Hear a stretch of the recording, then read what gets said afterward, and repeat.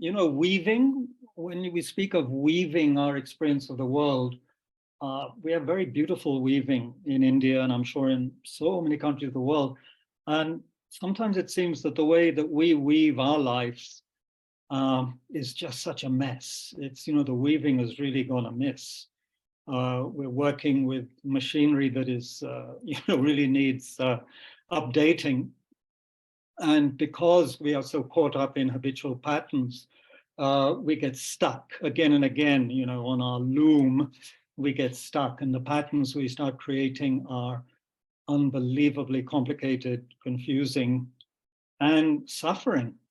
Let me just start by mentioning an experience, a very painful time that I had, which really made me think about karma, interdependence.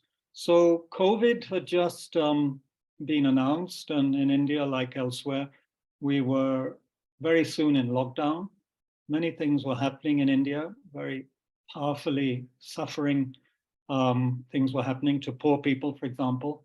I found myself becoming more and more wrapped up in what I can only describe, and I think I'm plagiarizing here, remembering something that Nagpa Chogyam wrote in a very amazing book called Rainbow of Liberated Energy.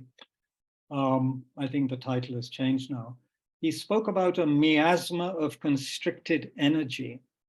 Whereas we have this wonderful rainbow-like mind, potential, where all our emotions can be liberated, where we can be of incredible benefit to ourselves and others. And here there was this kind of constriction happening. There were some external reasons I could see. I was very worried about certain aspects of work, but the intensity of it, and the fact that I experienced a degree of depression and self-questioning and even self-loathing for long periods of time. And this lasted months and months, and it caused me to even reach out to a therapist, which I've never done in my life, because I was a little bit at the end of my tether, and even for a little while took medication, okay? So this seemed to just envelop me. And so whatever I experienced at that time, it just felt somehow not real in one sense, but incredibly suffering, like something came up. And of course, it can be explained in many different ways. A good friend from Australia's partner was explaining it in terms of Jungian therapy, Jungian way of looking at the unconscious and so forth, and that's all very valid.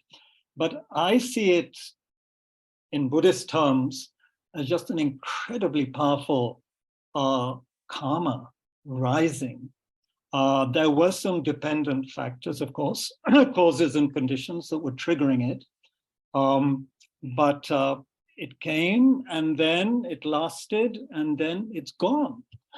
I can't give a day or a week or a month where it just seemed to go, but it phased out, that experience. And I was, for some moments in Bodh Gaya, I never felt, I wouldn't say suicidal, but I would be getting up in bed and hugging my knees and just in a state of, at the end of my tether.